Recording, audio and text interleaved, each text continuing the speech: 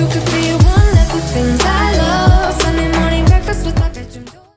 Hey everybody, welcome back to my channel. I'm so incredibly grateful that you have stumbled onto my sewing channel where I talk about all the things that I'm making, sewing, and new business ideas related to sewing. So thank you so much for being here. I today basically have not done a Friday sews in so long. You know, just life and everything just gets in the way. And then you think, oh my God, I have to edit everything. I have to like figure out screenshots I can put in, or people aren't going to want to watch it. So today I'm just going, you know, no fanciness, just raw footage. So, quick update on all things sewing for me. So, first what I'm wearing. I am wearing so this was before the Fabric Godmother floor blouse came out, and before I think McCall's or Simplicity, one of the two from the big four, had this Ghani style top. I saw it on Gina Seam's, one of Gina Seam's videos, and she had made it from her version from an old bed sheet. So I found a Ghani dupe pattern on Make It Yours the Label. It's actually a German pattern producer and blogger. I found their tutorial. I actually listened to it in German, but I turned down I don't know how to speak German, clearly, but I turned down the volume and just watched what they did, and followed along in the instructions and whipped it together last year, a year and a half ago, I think, for a trip to Ireland. But at any rate, this is it. I don't know if I make it again. I will do make sure that the bust line is just a little bit lower. I don't like it so empire and right under my bust, but you know, I think I will make it again. I actually ordered for Christmas I got the floor top, the box with the leopard print. I forget if it's I think it's like, I can't remember what the material is, but the print is leopard and it's from Fabric Godmother. I don't even know if they have any left, but I got that as a Christmas present and I can't wait to make it. But it's more fall, so I'm gonna wait. So that's what I'm wearing. And I don't know how I feel about a puff sleeve on myself because I have broad shoulders, but we're going with it, rolling with it. So update, I am starting a fabric store. I popped on a couple of, maybe a month ago, and was toying with the idea, and now it's really come to fruition, coming to fruition. But I have to say, it's been, so let me just take you through the whole thing. Well, I started thinking like, I really want to do an in-person brick and mortar fabric store in my town. I live in a small town in New England, and Joann's was really the only place we had to go fabric shopping or order online. And then we had a couple of quilting stores that unfortunately most of them have closed. We have one giant fabric store, Fabric Place basement, which is an hour's drive for me. And I really just was thinking about the community aspect of opening a fabric store. I want to do like socials. I want to do retreats, you know, come in for a few days over a weekend and let's bring a project and sew together, really just to build a network of sewists here in New England. And then also, of course, sell fabrics, but I don't want to carry a huge line of fabrics. I want to carry very beautiful quality apparel fabrics and some quilting cottons for my quilting friends, because I think there are a lot of quilters in the New England area. And so that's how the dream began, and it has not morphed, but I'm starting to break it down like a business and make a business plan. And I really need to start with an online focus and do pop-up shops or pop-up events, so socials or sewing workshops, those kinds of things. I'm thinking about like, how can we bring people together who don't sew people in my town or neighboring towns that don't sew but learn how to make like something really simple, like a tote bag or a zipper pouch or a coin purse or something like that. That's really easy. One person, a friend of mine, actually mentioned making clothes for your children's dolls. Might be a good first project, and then you could give that as a gift for like Christmas or Hanukkah or whatever. So that's a really good idea. But so anyway, all of this has started as a dream about community, and I think I work from home, so I really miss that sense of community.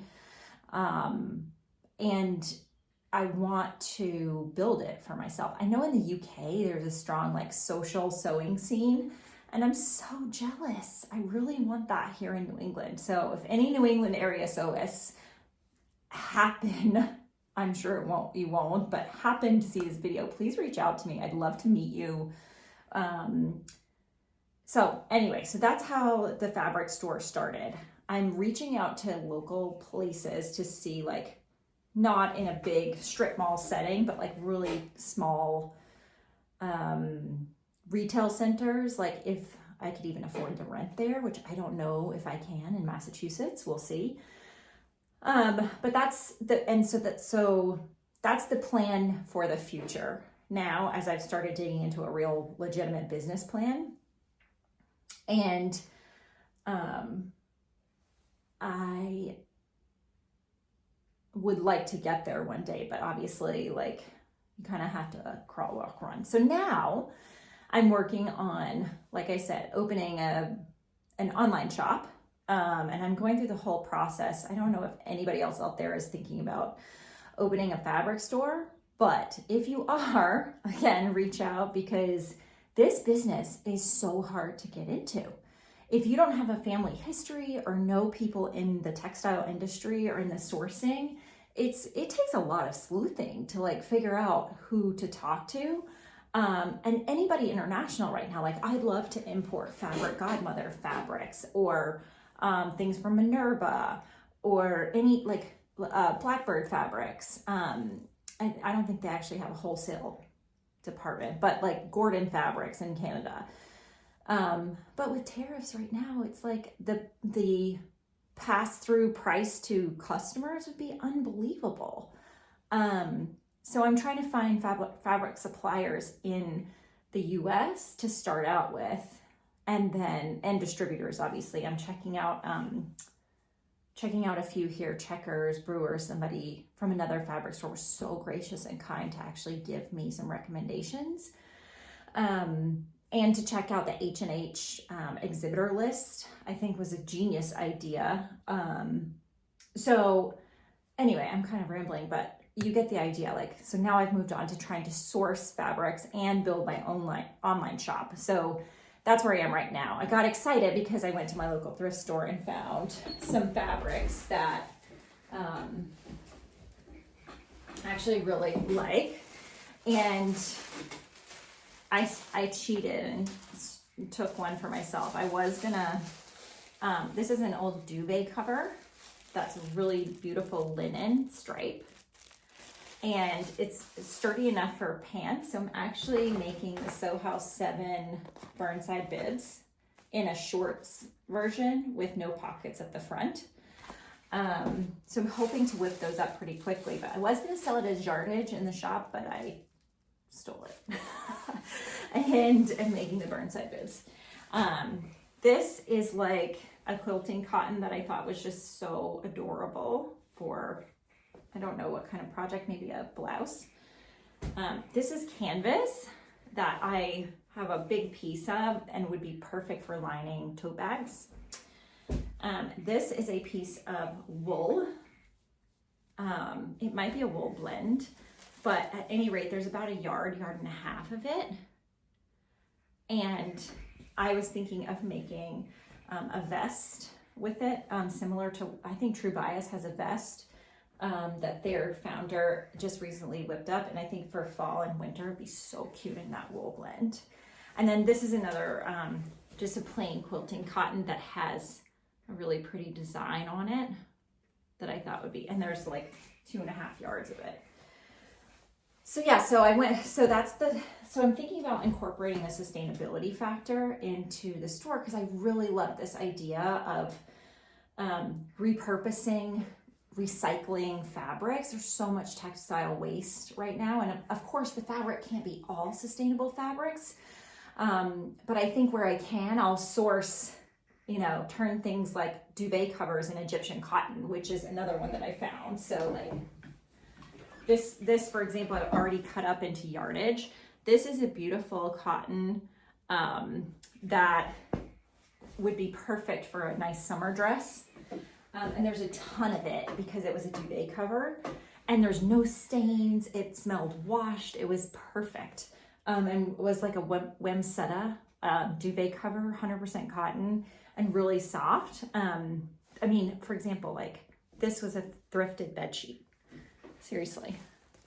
It's the softest thing I own. And I've lined dresses with this.